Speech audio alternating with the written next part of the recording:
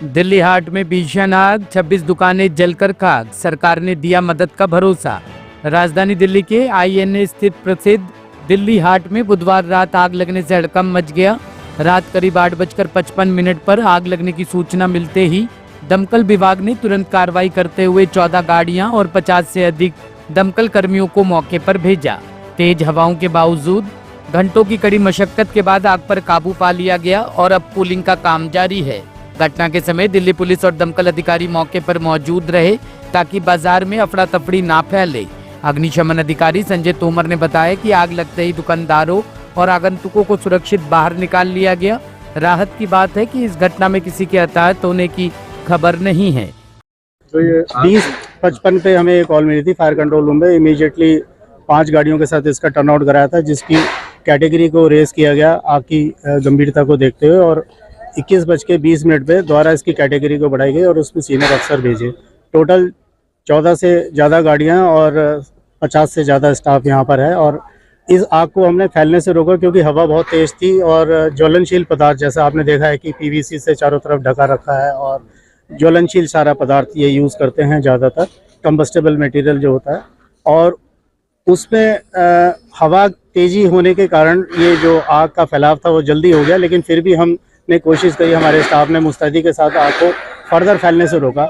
और आपने देखा होगा कि इस आग को हमने फ्रंट साइड की तरफ नहीं जाने दिया और इसको रेस्ट्रिक्ट किया, क्योंकि प्रत्यक्षदर्शियों ने बताया कि आग पीछे से स्टार्ट हुई। तो हमारी पहली प्राथमिकता ये रहती है कि जान और माल की सुरक्षा हो, और फॉर्चुनेटली ये इस इंसिडेंट में किसी जान को कोई खतरा नहीं हुआ। मटेरियल का हाँ लॉस हुआ है, लेकिन हमने बहुत तत्परता से, हमारी जो टीम सफदरजंग फायर स्टेशन जो नज़दीक है वहाँ से बहुत जल्दी आई और उन्होंने त्वरित कार्रवाई करते हुए आग को फैलने से रोका। तो आग को हमने सराउंडेड कर दिया था 10-15 मिनट में ही। उसके बाद कूलिंग कंटिन्यू रहती है और कूलिंग अभी भी कंटिन्यू है। हालांकि हमने स्टॉप मैसेज दे दिया है, लेकिन जब तक हमारा एक भी गाड़ी वापस नहीं जाएगी, जब तक आग पूरी तरह से धुआं भी। देखिए, इसके बारे में तो जो यहाँ के लोग बता रहे हैं वो 30+ दुकानें बता रहे हैं, लेकिन एग्जैक्ट तो कल ही पता चल पाएगा, क्योंकि रात का अंधेरा है और सारा काउंटिंग में अभी नहीं कर पाएंगे।